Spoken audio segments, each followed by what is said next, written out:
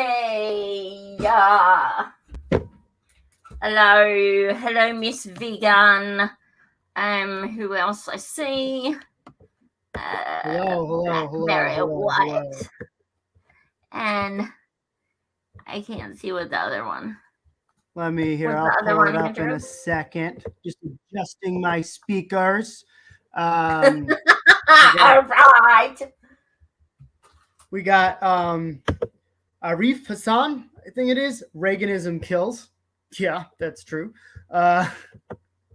Vegan saying savage. Andrew, hello, vegan. Good evening and happy Monday, beautiful humans. Yeah, it's a Monday, all right. 86 Blackberry White saying, hey, all. So, yeah. Some of my favoriteest peoples. Here, let me switch us. We're kind of reversed. There we go. Now we're on the right side. So. Yeah, exactly. White men go first, damn it. I'm just sharing this on the Twitter. All right. Vegan saying I look like a professor tonight. Yeah, I got back from work and never changed my clothes. And he does work with good that I look good tonight because I feel very, very unprepared to look, like compared to what I do prepare to this show. There were so many technical difficulties, so I'm gonna try and ride through this. Andrew but at least I look good. Freaking computer. That's what it comes down to. He needs a new damn computer. That's true. That's true. So I'll take GoFundMe's for a new computer. Yeah, I mean, we give you free entertainment. Like, there's got to be some source of like, yo, they should get paid for what they do. I'm gonna get him a new computer. You know, some billionaires love us. There's got to be at least one in the comments. Right. You can get a sugar daddy. I bet. I need a corporate sponsor, you know? Nike. But like, so we have some stories for you. Some that, of course, nobody else is talking about because we love to do those. But then some that, you know, others may be talking about, but they really deserve a lot of attention. And I do also want to give an update. Today is day 19 that my family friend McKenna Riley is still missing. She is in Lake County, which is Green River. It's by Eugene, Oregon. They've been searching for 18 days, and they have been walking through hundreds of miles of woods.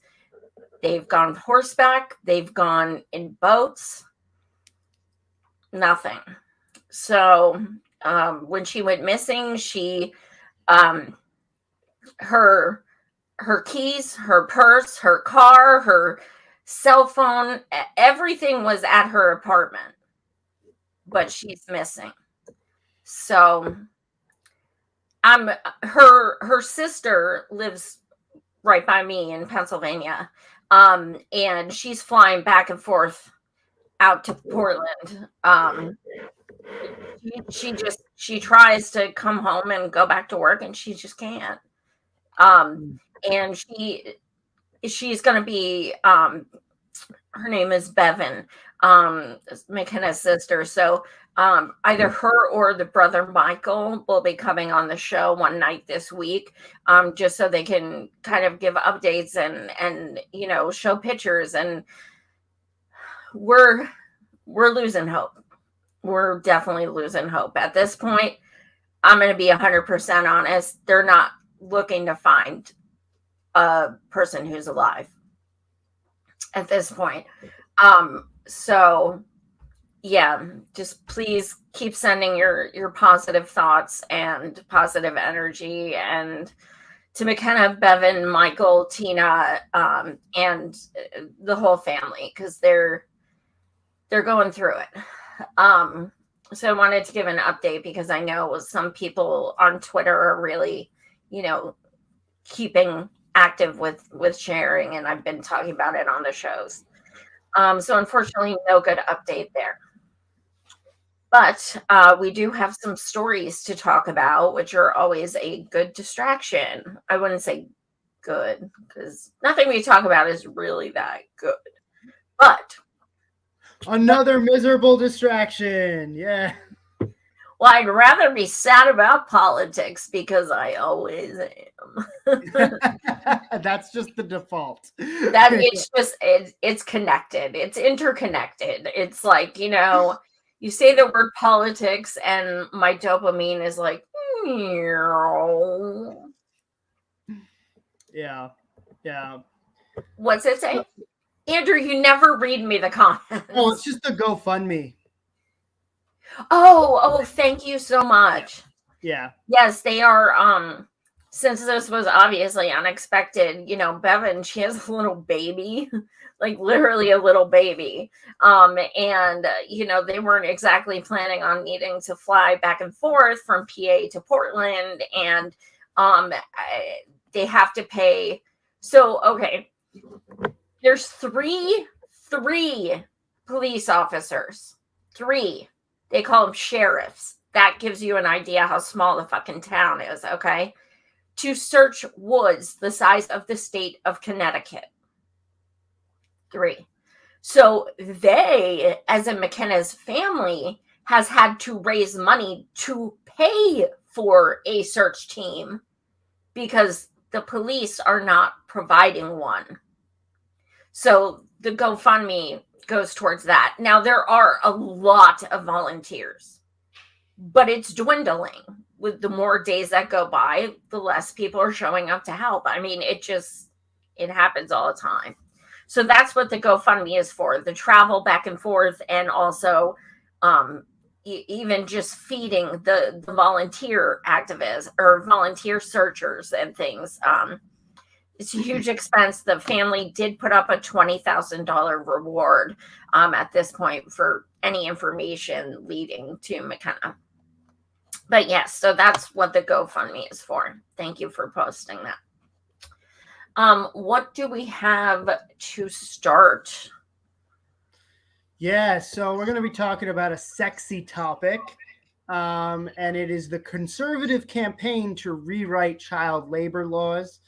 We're not going to say sexy and child in the same sentence again. The sexy and what? Child.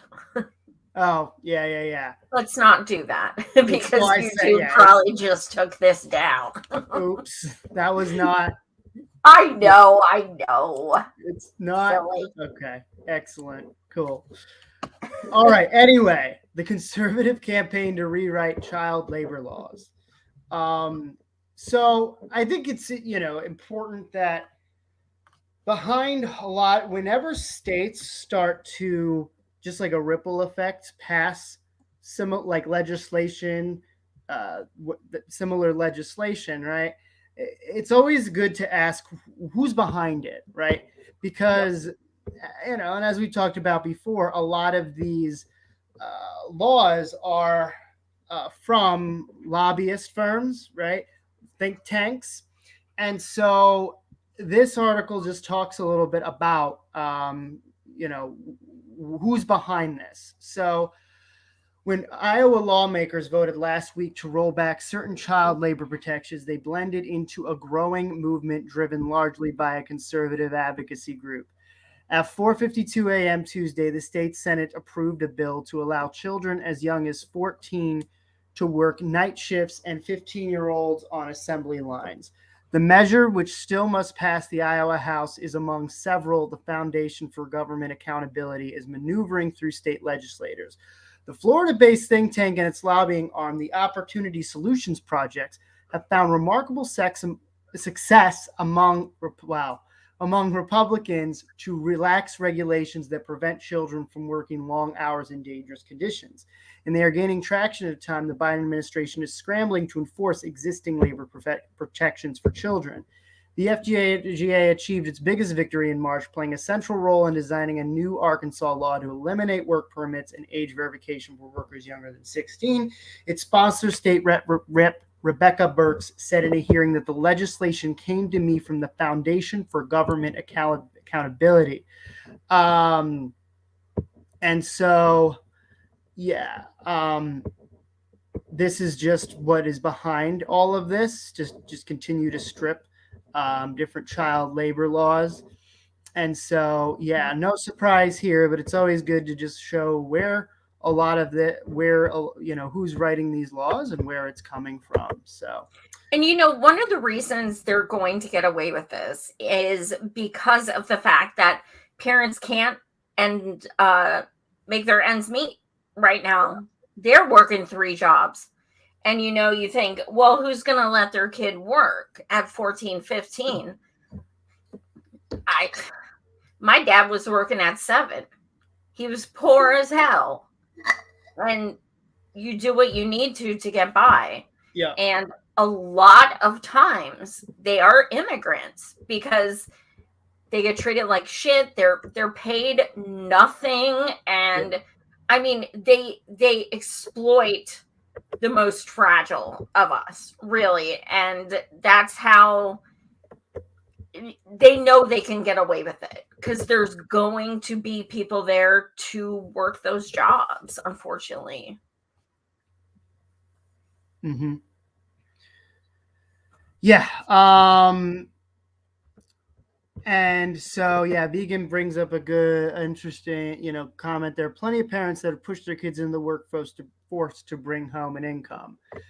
Yeah, and that's really, I mean, that's one of the things that is very, they use this law to say, oh, well, if you care about people, lower income people, then why do you not let them work at younger ages? But then they don't support at all raising the minimum wage, right, to enable people to have more money to begin with. So it's kind of this whole vicious cycle where they use the fact that, yeah, you're right, people aren't making a good amount of money, so then let them work at a younger age, let them work longer hours, meanwhile taking their focus out of school, right? And this is exactly what was happening previously back in the early 1900s, and it's just going back to that. And I've said it before, of course this is happening when more and more people are starting to fight for their workplace democracy, fight to unionize it. And it's a way, because they know that younger children, they're not going to organize. It's not like they're taking any classes when it comes to labor law. They're not aware. And so it's by design. And I think it's important to recognize too that it's not just the labor laws. So it's not even just that you can work at McDonald's at 15. So it's not just like, oh, 15-year-olds are working. It's the fact that these places who break these child labor laws, they have injuries nonstop. They overwork them. They work them hours they're not allowed to work. There are so many infractions. Like, we have read so many articles about just injuries, little kids just getting absolutely injured to hell. And so it's not just the age, it's that because they're the age, they are being exploited worse than anybody else who works at that place. So it's really it's just a way for them to get away with it, because like Andrew said, nobody's going to give you the education you need to thwart the system. It's not going to happen. And at this point, all they know is what they've learned in school. And it's not like they're going to post fucking labor laws in their place of work. Yeah, you're supposed to. It's required to in a lot of states, but they're not going to do that shit. Well, and if they do, they'll put it in a place that's pretty hidden, right? Like, yeah, of course. That you easily overlook it. So there's plenty of ways to get around that. But oh God, people are so. Someone commented and said, "Thank you for not talking about Tucker, charlatan." And then CEB's like, "Let's talk about Tucker." Oh God. No. Oh. No. But what's funny though? This is Twitter. Tucker Carlson. And then I'm like, did you hear about Tucker Carlson? I'm like, okay, but did you hear about Tucker Carlson? It's like, okay, but someone else got fired today too, and he worked there for 17 years, and okay. Yeah, he was there a long ass time. 17 years. I am almost past my prime, people. No, I am past my prime. I'll be 44 next month. Don Lemon thinks I'm old. I am. He does. Oh man. Yeah, can you run for president? I don't know. Like, do you realize, okay, Nikki Haley is, a piece of shit. Not a great person. But as far as age goes, she's like the youngest person besides like Buttigieg who's run in like decades. So the fact that he's like, she's past her prime, it's just she's like, what, in her 50s? She's 51. Yeah, she's oh my god. Compared to the people in Congress, right, who are like, oh, I'm sorry, Dianne Feinstein, who's turning 97 years old. I think she's like, yeah, she's 80, like she's actually 89 right now or 90. Well, she looks 110. Right, and she still, I think, has not said whether or not she's running or not for another 6 years. I had to look that up because she's in her 90s. I know for a fact she's in her 90s. Yeah, and then there was Robert Byrd, who like, was in Congress, and I think it was in the Senate in his 90s, I believe, too. There's been, the West Virginia senator who like was part of the KKK.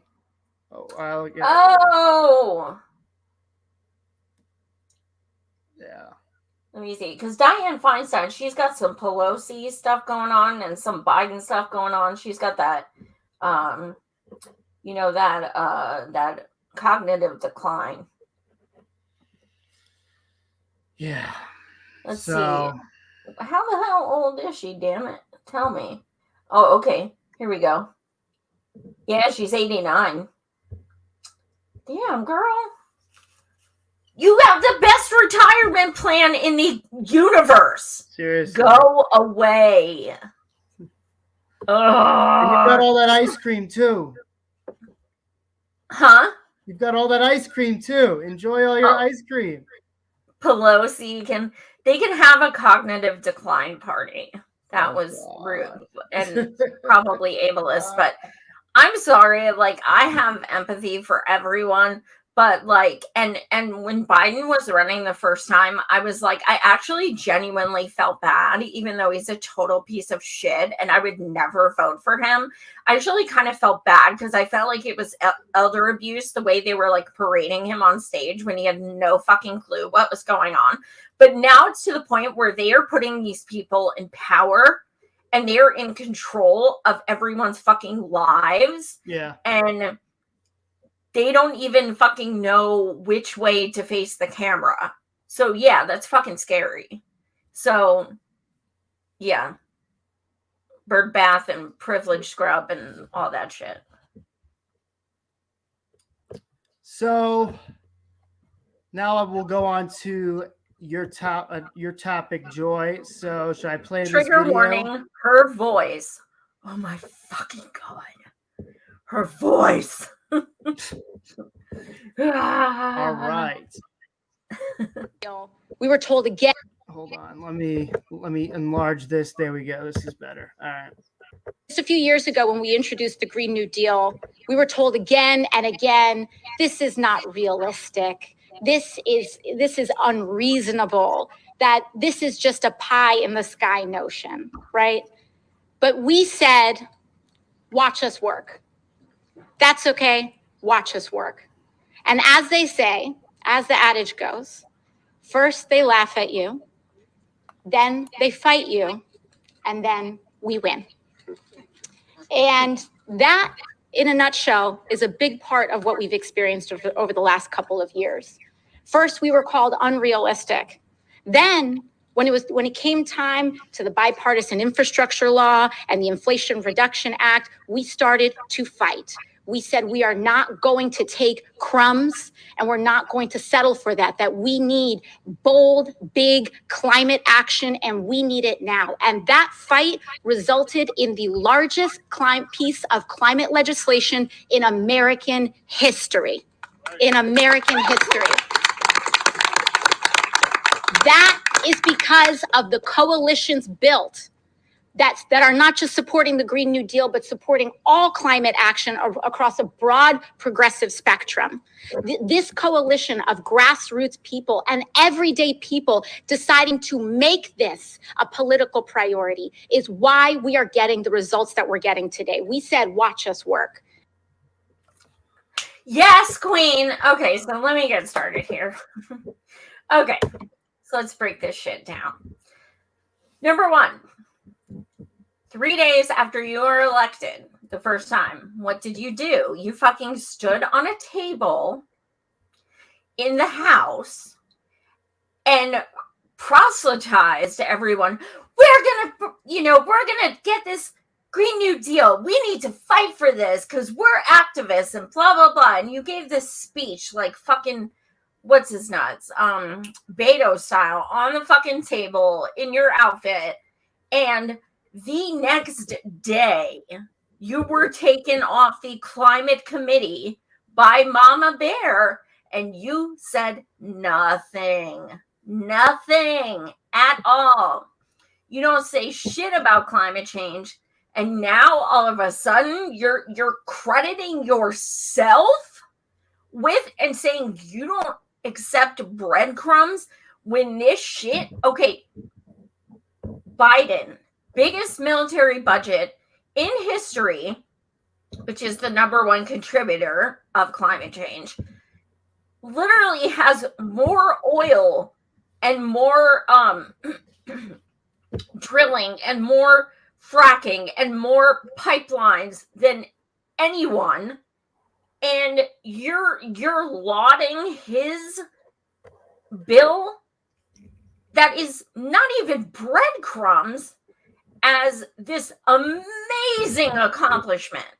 Well, here's the thing. When they say, oh, it's the biggest one ever passed in history. Well, here's the thing. Guess what? Up until a few years ago, nobody fucking even acknowledged climate change was a goddamn real thing. So yes, it is the biggest one because there haven't been any other ones. That's why. Because people talking. Do you remember in 2016 when they asked Bernie what was on the debate stage, what is the biggest threat to the world right now? And Hillary was like, China, and Bernie is like climate change, and everybody laughed. Oh my God, crazy old man. That was just 7 years ago. And you're trying to be like, oh, this is the biggest one ever passed. Because people just started fucking believing it. So, no, it's not an accomplishment. Like, no, and you don't get credit for shit. Because all you do is post on Twitter about Republicans who make fun of you. And you try to do these clapbacks like you're such a badass. And you do nothing for the people. Nothing. There's my rant. Andrew. Yeah, I mean, I'm honestly, when it comes to AOC, I'm kind of burnt out in terms of like, yeah, she's continuing to be more toe the line amongst the Democrats, become more and more establishment. Her message has been completely diluted ever since she was elected. One of the things I want to draw attention to is Tommy John's comment when he says, I don't think getting younger corrupt puppets in Congress is going to help at all. And I think this ties a lot to what we're talking about here. And what I always say, because I always get tired and pissed off when people say, we need more, insert the people from this profession, insert people from this background, insert people from, we need more teachers. We need more, I don't know, you name it, younger people, young millennials, Gen Z. And I'm always like, look, we need people who are not bought, We need people who are not afraid to go against the party line when it is necessary, which this day and age, it is necessary like 98% of the time. And we need people who are thick-skinned, who are able to withstand the pressures that are going to get against them, withstand the smears that will come against them because they are going against the groupthink of their party. That's what we need. And as far as I'm concerned, everything else is just a distraction, right? Because we've seen people who come from honorable backgrounds, who, nurses, teachers, who come into public office and they completely disregard their values before. We have a social worker, someone who used to be a social worker for unhoused people in the Senate right now. Her name is Kirsten Sinema. Used to be part of the Green Party. You would never know that. Cori Bush used to be a nurse. Correct. Did she force the vote? Cori Bush used to be unhoused. What's the point of electing people who you're like, holy shit, they know what it was like. They know. Cori Bush was in the fucking hospital with COVID and no insurance. And literally was like putting her campaign donations on the side so she could fucking raise money to help her with her damn hospital bills. Mm-hmm. And that's how she acts when she's now in a position of power. Fuck that. Like, bananas. And yeah, they try to flaunt, who one of the worst people is? Jamal Bowman. An atrocity. Just an absolute atrocity in so many ways. And yeah, he's young and he's cool because he wears a Wu-Tang shirt. But, we're supposed to be like, ooh, Justice Democrats. They're so cool. They're awesome. And no, they're not at all. Yeah. So, Joy, I'll bring up this video. So this is about, I guess the preface of this is the fact that Biden still has not visited East Palestine since the train derailments happened. Almost 3 months ago. 3 months ago. Pete visited like once, right? But barely, and gave like this war. And by the way, Indiana's not that far, so and it's more his obligation, quite honestly.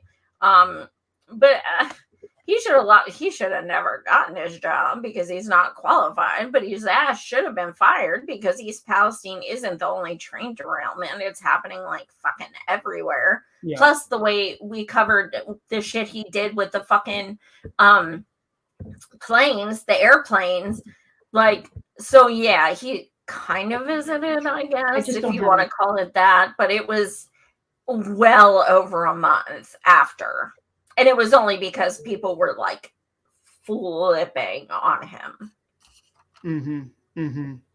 Right. So this is from the RNC. But it's a good video and it's not slanted, it's actual clips. Okay. So all right, let's play it. Is it in discussion that the president may go there in the near future? I just don't have anything to share. I know there's a lot of interest on that. Has it been something that's even under consideration? I mean, I think what folks should understand and what folks should, I think, feel at ease is that the president has taken this very seriously. Does it simply not meet the bar for a presidential visit? Look, I want to be very clear here. There's no reason to struggle. You plan to visit Ohio to discuss the situation there with the trade with people there for federal assistance? I've spoken with every official in Ohio, and I will be interviewing some. Is there a plan for him to go? I don't have any trips to preview for you at this time. He's been to Ohio many times before during his administration, so it's not He's been to the state for him to go there. Look, I don't have anything to preview. Are there any plans for President Biden to visit East Palestine? I don't have anything to share on a planned visit for the president to Ohio. Democrats are saying it's time for him to get down. And he said, when he was asked the question, that he will be there. When is he going to be visiting East Palestine, and why hasn't he yet? So the plans are underway, discussions are underway, just don't have anything locked in. About 5 weeks ago, President Biden said that he would be going to East Palestine, Ohio at some point. Does the president still feel the need to visit Ohio? Well, once the president said it, so I will keep that, he keeps to his word. So we should expect him there at some point. If he says, the president said he's expecting to at some time, the president means what he says. I just don't have a trip to preview at this time. Okay. So, time and time again, that woman does the worst job. I'm sorry. That is so fucking bad. Like, her reactions are so bad that, oh my God. I almost feel bad for her because she has no idea what she's even doing. This is a serious issue because he just went on vacation. And I was talking to Andrew before the show, and I remember, I forget what happened. Some kind of tragedy happened, and Trump went to golf. I believe it was only he a was day. always golfing, so yeah. Yeah, I know, right? And it was inappropriate. Yes, it was inappropriate. But I remember people flipped their fucking shit over that. And then he dealt with the issue like right after. It was pretty expeditious. And we're talking almost 3 months. So no, what's happening is he's waiting for it to play out.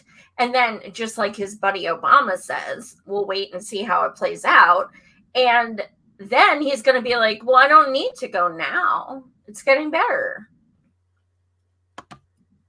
I think what really, okay, so it's a given, right, that Biden is not going to think about what the moral thing to do, which is obviously to go to East Palestine, not just talk to officials in Ohio. Like, that was really telling.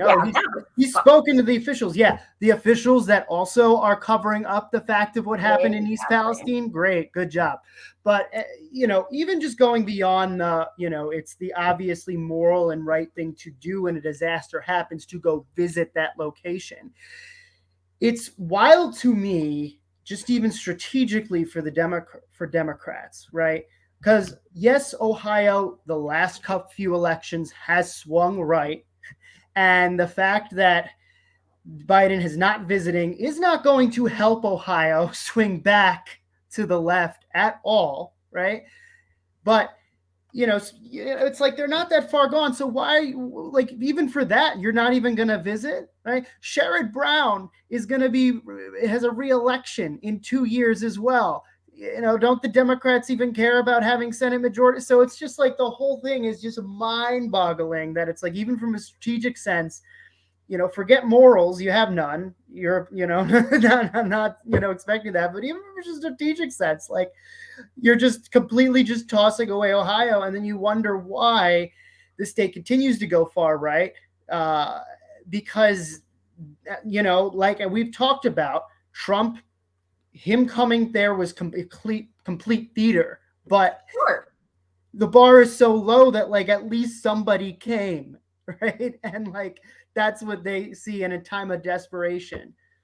So, well, it's like nobody learned from Hillary. Like, the reason she, Trump won a lot of those, Rust Belt states, so to speak, is because Hillary couldn't even bother to go. Right. And when people are hurting so bad, whether they believe it or not, they need to hear someone say, I will fight for you. Right. And whoever says it, they're going to vote for them. And she couldn't be bothered. So, I mean, God, like, yeah, of course they don't like Biden, because even if they did, actually, I saw an interview with 2 people who voted for Biden and were actually big supporters who live in East Palestine who say, I will never vote for him again. Right. Disgusted. Look at what happened in Michael Moore's film in Flint. there were these people that they literally were like, oh my God, Obama's coming. Obama's coming. Oh my God, we're about to be saved. We're going to get water, all this shit. Like in Flint, this big, community organization came together, and it was like so intense, and they were crying. And then they saw him do that fake sip from the glass and then go and stand, and say the water's completely fine, and then take another fake sip with the governor. And they were like, he can't. We used to have we had a president when we got here, and we're leaving without one. And it broke my heart because he came. It would have been better off if he never even fucking came, because he got their hopes up, and he did nothing. He just made it worse. So, I mean, the fact that Trump went, and it is kind of like a red, blue, of course, Republicans are going to get that state. Yeah. I want to bring up this comment because I want to make it 100% clear here. Trump going East Palestine, Ohio isn't going to change the people's minds in East Palestine. They will no longer vote for that man. He came, he ate a Big Mac, and he left, and they're still sick. Yes, nobody is saying Trump is sincere in any of what he is I'm saying. pretty sure we said that, actually. I'm pretty sure you said it was theater. Yeah, I did. So, want to make that 100% clear. We're talking about the fact that Biden didn't even show up, and literally the bar is so low, and you're letting a fucking known grifter show up and outdo you in that way, even by just simply showing up. That is, yeah. Right. Absolutely. And if anybody had any sort of brain in this country, they actually would have never let Biden become the president. They would have actually voted for Bernie and the people that supported Bernie. Yeah, well, of course. Yeah. I don't think anybody here wanted Biden. Oh my God. Well, I was in Iowa for 5 weeks campaigning for Bernie, and all I know is when the caucus was at the college I was working at, Biden came in fourth because he didn't have a fraction of the people there he needed to qualify. So, and it happened again and again and again.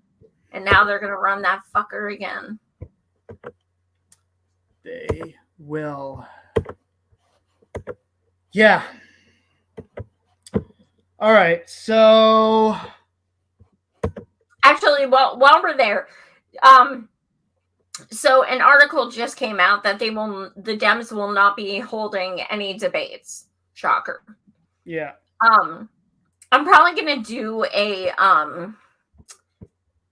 spaces tomorrow night about this on Twitter, because like, even if you're against electoral politics, which I totally understand, and even if you don't want to vote in the election, which I also totally understand, this is a problem to say there won't even be debates, because there's two candidates who have announced, RFK and Marianne Williamson, and they are running against Biden. Therefore, per actual democracy, they should be able to debate him. Absolutely. But there's a few things wrong with that. They know, well, Marianne already said she's going to confront him about Assange and Medicare for all and shit like that. RFK, I'm sure he'll confront him about, the jab, things like that. That's going to be really hard for Biden. Second of all, it's just the entire time Biden talks is going to be like TikTok clips of making fun of how stupid he sounds. So to them, not debating is actually the smartest move for them. And they're right. Because if he goes on that debate stage, crash and burn 100%. So there is a petition. Andrew, can you drop the link?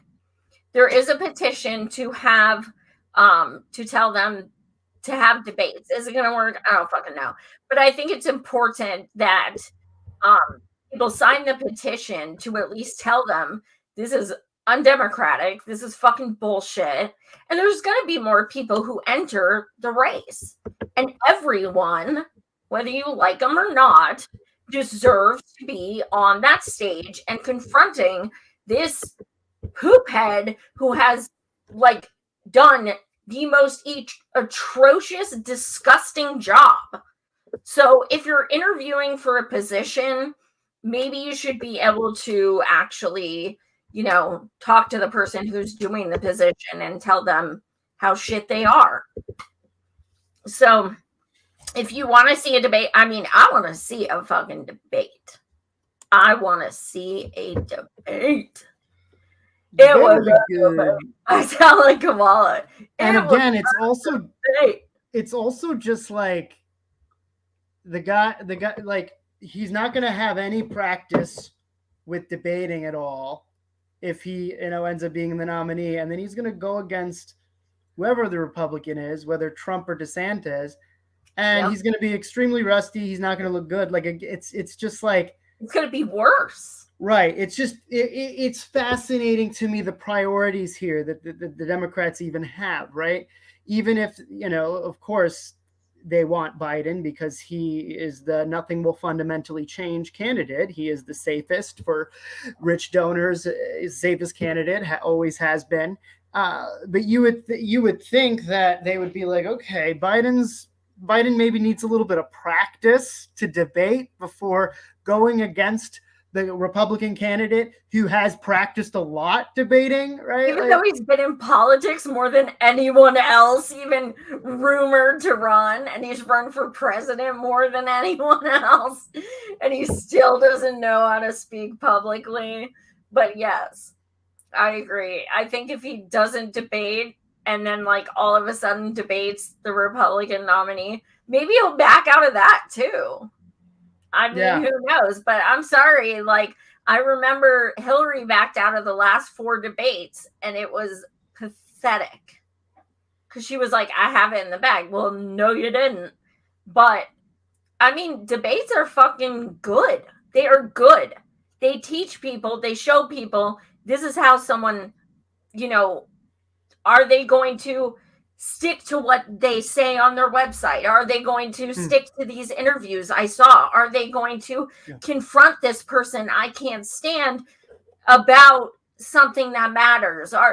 These debates are so fucking important. And yeah, they're definitely entertaining. I'm not gonna lie. They can also be really, really infuriating and angry, like annoying too. But I think last time when they had 20 on the stage, and then they started breaking it up to like 12 and 12 or something. Yeah. They had I cannot concentrate because the whole time Cory Booker's like, look, we're all fighting for the same thing. We all need to get along. And it's just like, oh my God, shut up. And it just got to the point where I was like, I can't even watch this anymore. Well, the thing is, when you got 12 too, it takes like 30, 45 minutes to get through everybody's intro speech. And it's like, all right, like what have we talked about? Like, give me 3 words for your closing argument. Vote for me. Okay, done. Right. So all right. Looking at just real quick, I think looking at the projection articles I've looked at, it looks like there's going to be at least 12, 15 Republican candidates. Yeah, I mean, that doesn't surprise me. I mean, in history, for decades, it's been Republican, Democrat, Republican, Democrat, Republican, Democrat. So, and if you run Biden, we're getting a fucking Republican again. I mean, well, he is, so we have one regardless. But yeah, it's Welcome DeSantis, Trump, whoever. Yeah. I mean, right now we've got Nikki Haley. Did she officially announce? Did she officially? I think she officially announced, right? Oh, I don't know. Well, I didn't hear that. And I you know just what? I'm know honestly he's past surprised the because at this time, there were a lot of people who had announced on the Democratic side. I remember, I think it was January of February of 2019. And it's interesting how there's like so many people that are being floated in the air, but there's only really a couple of people who have officially announced. Yeah, Biden hasn't even announced. It's only Marianne and RFK. Yeah, Those are it the is. only two It is people. interesting how slow it is progressing, but It really is. yeah, It really is. All right, so here's this Caitlin Johnstone tweet. Well, let's show the yeah, okay, let's show this first. Yeah, so this is I'm going to be more listening to this because this is something that I didn't have as much of a chance to look into depth, but after the Hunter Biden laptop leak, Tony Blinken called his CIA buddy Mike Morrell to make it go away, and Morrell has now admitted to cooking up the bogus Russian disinfo letter from 51 intel insiders to help Vice President Biden because I wanted him to win the election. All right, so okay, I do stand corrected. Joe Exotic has announced he was the first one. I stand corrected. You are absolutely right, vegan. How could I forget about that beautiful mullet and the fact that he's in prison and running? It's beautiful. I apologize, Joe, if you are watching. Sorry, Andrew. No worries. So yeah, take it away. So yeah, this is really fucking this is big, and you're certainly not gonna see it on, MSM if it were Trump though. So let's actually, before we get into it, let's show the debate clip. Okay. This is a debate clip between Trump and Biden from the 2020 election, which pertains to what the evidence that just came out yesterday.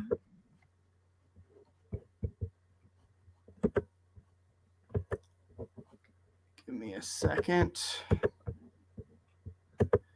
Okay, got it. Yep.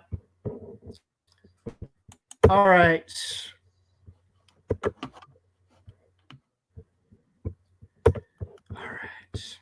What he's saying is a bunch of garbage. There are 50 former national intelligence folks who said that what he's accusing me of is a Russian plan. They have said that has all the 5 former heads of the CIA, both parties say what he's saying is a bunch of garbage.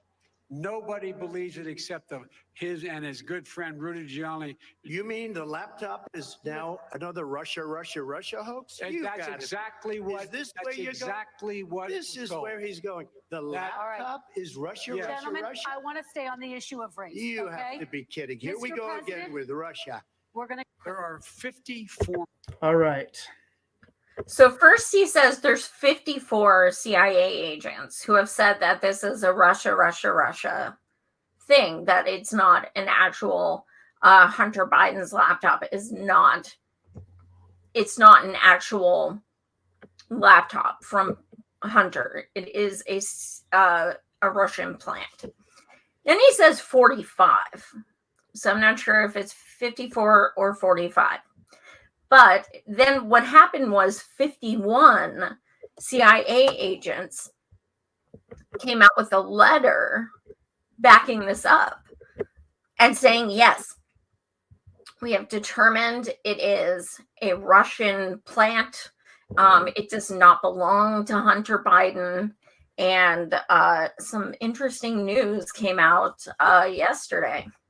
So, Andrew, I'm sorry. Can you, because I really digressed and interrupted about Joe Exotic. Can you just show that Caitlin Johnstone thing again now that we saw the video? All right, let me go. Okay, here we go.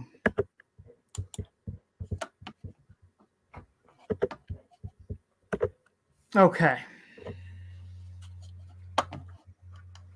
So this is, actually, yeah, go ahead.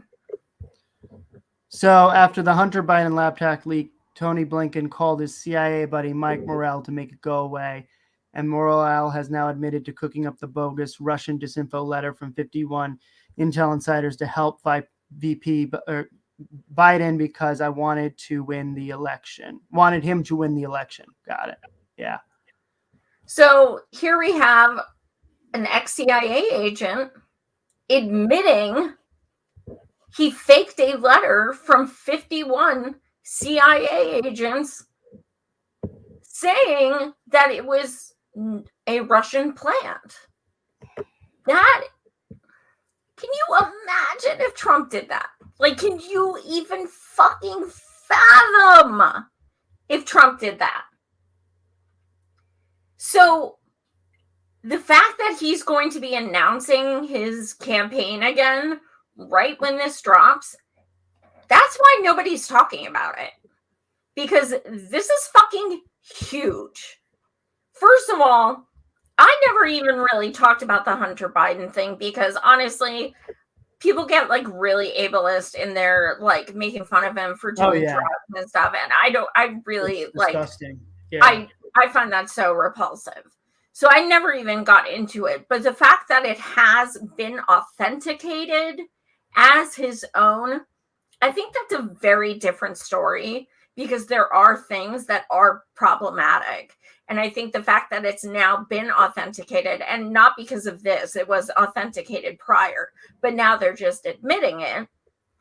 I think this is a really big deal. And the fact of the matter is that they just keep preying on people's xenophobia with their Russia. And you know, that scare tactic, like everything I don't like is Russian. And, you know, unfortunately, you know, Trump is an absolute dumpster fire, and it really sucks when he's right. Like, it really fucking sucks. I think it happened like twice ever. But unfortunately, Trump's been right. Huh? It happened twice ever that Trump was right. Pretty much. I forget what the other thing. Oh, the other thing was that the DNC cheated Bernie. I think those are the only two things I've ever heard him say that were actually like legit. But broken clock, I guess. But yeah, I mean, this is a big fucking deal. Huge deal. Yeah. Yeah. It just, I was saying this to you beforehand when you were telling me about this. You do have to wonder what Biden did to make him confess that. Because, of course, he's not going to, you know, doing it to see the light and be like, oh, I messed up. I need to come clean. There's something that Biden did not, you know, he didn't hold his end of the deal on something. And so, of course, he just ruined his own reputation. So there's something. Yeah, I mean, honestly, the first thing I thought of, and this is 100% conjecture, but it's nothing weird when it comes to politics. The first thing I thought of was Trump's running again, and he paid Morrill to admit it. And Trump's giving him money. That's the first thing I thought of. Like I said, the highest bidder. Conjecture. Yeah. But like Morrill legit ruined his reputation by admitting that. So there was something in it for him. Yeah. Yeah. That makes sense. Maybe I'll try to get him on my show. Huh? I said maybe I'll try to get Morrill on my show. I don't know about that. I'll be like, I wanted Biden to win too. We're buddies. Come on. All right. So we recently had Donziger on. So Governor Hochul of New York has been picking some judges of very questionable background. She was lauded as the progressive candidate, by the way. Yeah, she was. I mean, there was, I think, Jumaane Williams tried to primary her, who was more progressive than her. Didn't go over so great, but I think what it really is just showing how she was the lieutenant governor under the Cuomo administration. And so, she's just kind of a leftover of that great, Cuomo and all the great things he's done. The residue. So, the residue. Huh? The residue. You're like the leftover. I'm like, yeah, the residue, just like of that toxicity that Cuomo is. Right. So Governor Hochul's picked to replace Wilson, a judge. Caitlin Halligan went before the Senate Judiciary Committee earlier Tuesday, but the threat of legal action could stall her confirmation process. Halligan, a former New York State Solicitor General and attorney in private practice, received a large positive response from Democrats and Republican senators. But progressive groups who backed Hochul's nomination of Wilson for chief judge have some reservations about her, saying her record is mixed. During her time at a corporate law firm, Halligan successfully defended Chevron against claims by human rights and environmental lawyer Stephen Donziger. She also represented UPS when it was fighting laws that prohibited discrimination against pregnant people and represented businesses that were seeking to avoid paying farm workers for exposure to toxic chemicals. By the way, UPS is most likely going to be going on strike August 1st to renegotiate their contract. So, she represents, UPS workers, I should say, not UPS the company, but she represents the UPS company, which has, many labor violations And unions endorsed her. They endorsed Hochul? Yes. Not necessarily UPS, but there were some unions who did endorse her. Yeah. Well, and that just opens up a whole conversation when it comes to the union leaders versus the actual people on the ground working, as you know. That's a whole mess within itself. Martin said Halligan's pro bono work effectively represented tenets in reinforcing the constitutionality of New York City's rent control law. She also represented Amazon employees seeking better working conditions. So I guess people are trying to say she did some good too. But, the fact that she was representing Chevron against Donziger is just like, are you serious? And he's in New York City. Okay. This is like so fucking awkward on top of it. Right. Like he's like right there. Yeah. And discard. So, I mean, I just talked to him today. Did you?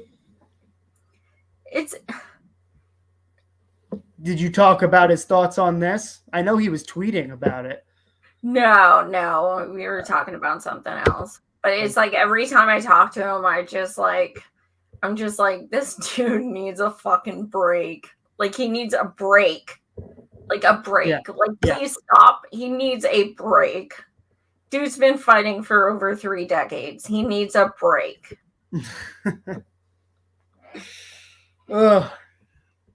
So we're going to end our final topic. We're going to show a more perfect union video. This gets into the weeds on the privatization scheme of public education. And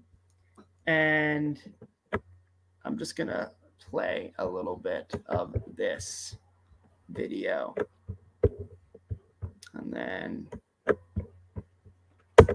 there's a big and very dangerous scam transpiring right now in Arizona, and it's happening right out in the open. We talk about phase 1 of the insurgency to take back our schools. And you know what that is? Doing exactly what Charlie Kirk is doing with Turning Point Academy. We have to build our own schools that educate kids the way kids were educated at the founding of this country. This is not a prank. Charlie Kirk, the right-wing vlogger and author of a book about why college is bad, is opening up his own schools in Arizona. Schools for kids. The school is a collab between Kirk and schools already run by Dream City, a far-right megachurch that claimed in 2020 to have eliminated COVID with an air filter. in order to lure people to an indoor Trump rally. Students from pre-K through 12th grade will be offered curriculum and programs to equip our children with the tools necessary to defend objective truth. And despite what he says here, Their parents are sick of government schools and they want alternatives. the real objective truth is that Charlie Kirk's weird new school is actually getting funded by the state government thanks to Arizona's new school privatization scheme, and at the expense of the 1 million kids enrolled in Arizona public schools. It's all sort of the same ideology of, removing the public good and propping up private corporate interests. Education to them is, well, for some folks, it's a way to spread religion. For some folks, it's just straight profit. This is the right wing's endgame. The hysterical protests, the book bans, obsession with critical race theory. All of it is cooked up by the religious right and dark money billionaires to crush public schools and turn education systems into factories of extremism and profit. And it's breaking through in states across the country. Since 2021, at least 15 GOP-led states have established or expanded school voucher programs. We went to Arizona, the most advanced front in the war on public education, to see the catastrophic impact of the GOP scheme and how people have been fighting back. The stakes couldn't be higher. Arizona teachers met at the Capitol today to rally against the passing of bills in the House and the Senate that would expand the state's school voucher program. Teachers from all over the state met on the Capitol lawn today, President's Day, to protest school voucher bills that they say would cut funding from public schools and give more to charter schools. Arizona Republicans promised that their education savings account program wouldn't cost much, because every time a kid used a voucher, the state funding for their education would simply transfer with them from public schools to their new charter or private school. They get $7,000 to $40,000 put into a class wallet account. The catch? Anyone can use it, including kids that already go to private schools. We know that 80% of the kids that are using universal ESAs had already chosen private school. So every time that child's family takes a voucher, it's a direct subtraction from the local public school. And I can tell you those local public schools cannot afford that subtraction. There are 85,000 kids that are in private school and homeschool. Why would they not all take free government money with no strings attached? The Arizona voucher program's ballooned. It's 10 times over budget what these groups were projecting last summer when the Ducey administration pushed this through the legislation. How did it get so bad? It wasn't by popular demand, but by the relentlessness of ideological and corporate interests.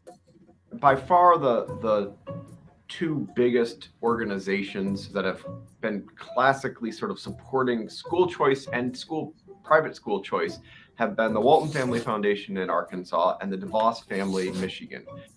Arizonans Remember loving her? their ESAs too. Walmart. And Governor Ducey and I just heard from some amazing students this morning about that. The Institute for Justice and American Federation for Children, backed by Betsy DeVos, pushed vouchers in 2006, and the Supreme Court did end up ruling that unconstitutional in 2009. They said, we can't give public dollars straight to private schools. There's a violation of the separation of church and state.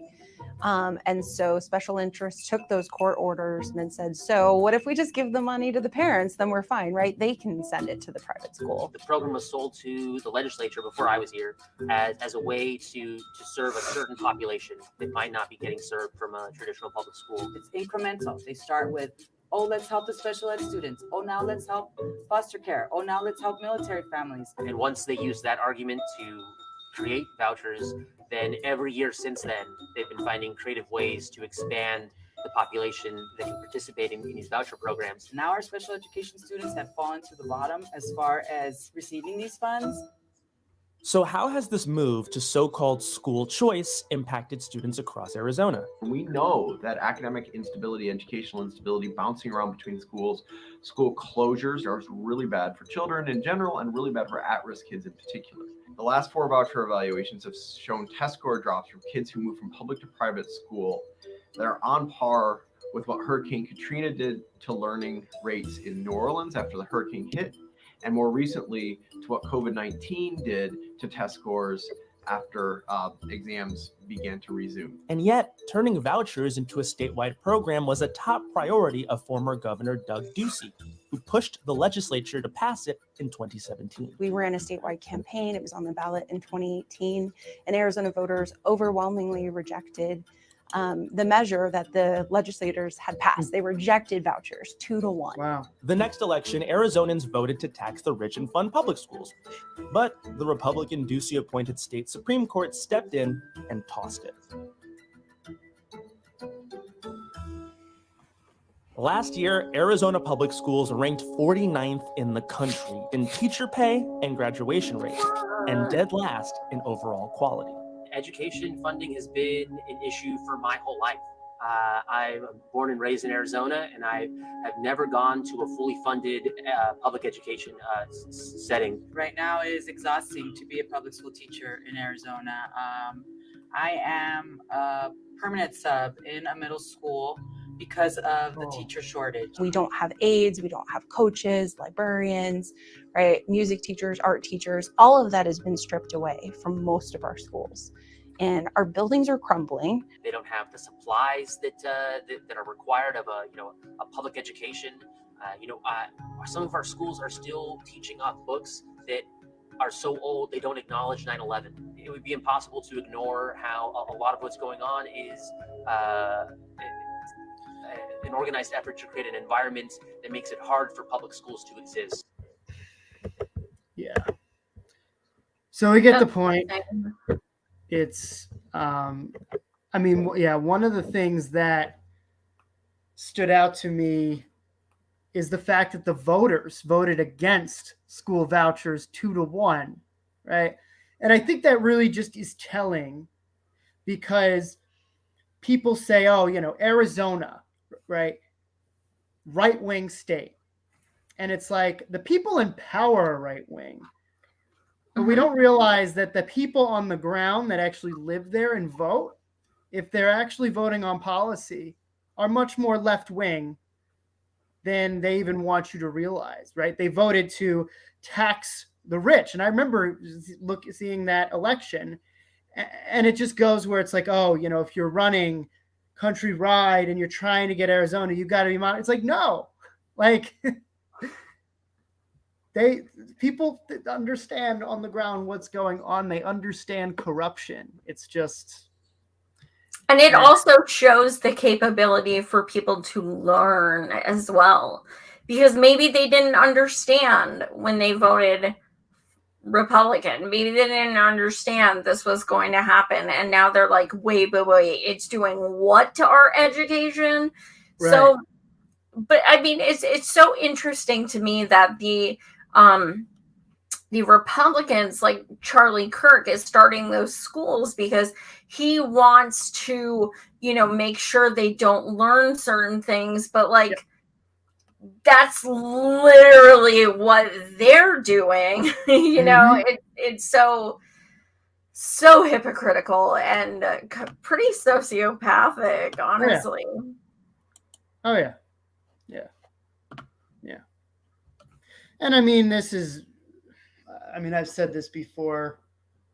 Colleges also are funded by large corporations, corporate money, these foundations. They fund economic programs, they fund law programs, and they teach you their version of what they want you to learn, right? This might be a slightly old statistic, but I remember reading somewhere that, people love to say Harvard. Harvard is a very liberal school, right? People love to kind of say, or right-wing people that say, it's, where Marxism, it's socialist. When it comes to their economic program, I believe there hasn't been in a left-leaning economic professor that teaches economics 101. I was reading since the 80s, right? And so when it really comes down to it, it's not left-leaning at all. I think a lot of times they say, Republicans say that's like a socialist or a liberal place because there's a lot of white young men. You know what I mean? There's a lot of what? Sorry, what was the last thing you said? White young men. Uh-huh. There's like a lot. Harvard has like a lot of white ass people. Yeah. You know, so they automatically think liberal. Because of white young men? Yeah. I mean, that's how the Republican people I know, like anytime you see like young men who are like well off, they're like liberal. And usually they're just like entitled assholes who, you know, very well may be Republican. True. Yeah. Or just people like Larry Summers who are just shitty people who definitely had a lot. They definitely had a lot of accusations, like sexual accusations and such. And yeah, exactly. Jesco Mister says they have never heard what left really is. Absolutely, there is a huge no question. I think a lot of the people like on social media that say they're left actually don't know what left means either. Right. But yes. Whew. We have a funny, because you know we always promise to do a funny after all these heavy topics. I am happy I made it through. I know. Thank you so much. He texted me and he's like, Joy, I'm having computer issues. And I was like, are you canceling? Yeah. I was like, I cannot hear the video. I can try to play videos. None of the videos are coming, like audio is coming out. And I left my headphones. Well, one of my headphones broke. The other I left at the office. So I was like, oh. And then I restarted my computer and the audio was playing. And I was like, all right. This is what happens when you do a show with a blind chick. Like, you are obligated to come every fucking week because she cannot do it on her own. I was like, Joy, you're not showing any videos, are you? And it's like, yeah, I'm just showing like 5 videos. I'm like, only 3. 3. And then I had videos I was showing. I was like, all right, I don't know, I'll just try and just like do text. All right, so this is the funny, and this next song is called They Put a Gay Flag on My Beer. I think it probably goes like this. So what do you have coming up this week? There was some TikTok video that this reminds me of where just this person completely makes fun of just the fact that people are so mad at the trans flag on Bud Light. I forget what, but he was just like singing a lot. He was like saying, he's like, yeah, my grandfather had one. We're trying to like get him back to being straight after this. Yeah, I saw TikTok that was like a guy dressed like manly, and then all of a sudden he took a sip of Bud Light and he was wearing like a rainbow tutu. Speaking of which, man. I started a TikTok. Subscribe. They're fun. Some are political and some are like of my dog and stuff like that. So, and I also started an Instagram. What you got going on, Andrew? Not too much. Yeah, what do you got going on? So I think I'm gonna do a Spaces one night this week. Like I said, my friends Bevan or Michael, whose sister is missing, we're gonna try to get them on this week, depending on their flight schedules and what have you. Next Monday we'll be doing postmortem. Next Tuesday, not tomorrow, but the next Tuesday, Louis from Status Quo, who's on the ground in East Palestine, he'll be coming. And next Monday is actually a big community event. So he'll be talking about that with me a week from tomorrow, which is pretty going to be, really awesome because it's going to be kind of like almost exclusive, some of the things we're going to be talking about. So really looking forward to that. I also have some other things coming up, but I'm waiting on dates solidified. So number one, thank you guys so much for getting me over 5,000 on Rockfin. I think I'm like 5,100. I went on yesterday to like upload something and I'm like, what? How'd that happen? Okay, thank you. So thanks so much. That's awesome. If you're not on my Rockfin, please subscribe. And by the way, it's free. I do not charge for videos ever. So fuck that. Fuck YouTube. that. What's that? Fuck that. Fuck that. Fuck that. I am not a capitalist. I do not want your capital. I mean, if you want to subscribe to my Patreon, to me, that's more mutual aid. But paying for my videos, this is something I do because I love. So yeah, I have my own YouTube, not on here. It's Savage Joy Marie Man, and my own page, Rockfin, Savage Joy Marie Man.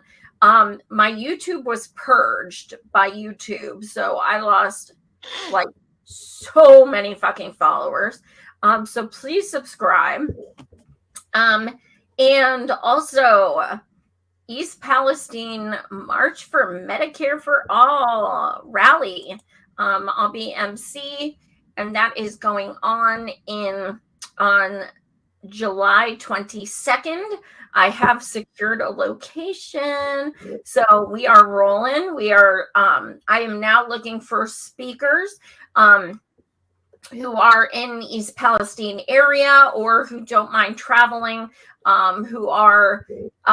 It doesn't even need to be environmentally affected, but file medical bankruptcy, medical debt, people who are in East Palestine who cannot afford to go to a doctor. They're having medical issues because of, what they're being exposed to. Anything like that, as long as you support national Medicare for all. National. I need to stress that. Also, we do have a Give, Send, Go as well, just for raising money for the rally and things, supplies, things like that. And we're also going to be doing mutual aid there. And I think Vegan, I'm not sure if she put it in the chat, but if not, I'm sure she will. But yes, thank you all so much for tuning in. And I also do want to say that March for Medicare for All is also doing an online event that same day, July 22nd, from Indiana. And also Vegan Succubus, who is in the chat, she will be doing a lunch and learn type picnic where she's going to be educating people. And that will be in Vancouver, Washington. So we have 3 events so far going on in different states in July 22nd. So thanks so much for tuning in, guys. I love you and I can't wait to read your comments. So thanks so much, guys. Much love. All right. Bye. See you next week. Bye. Bye.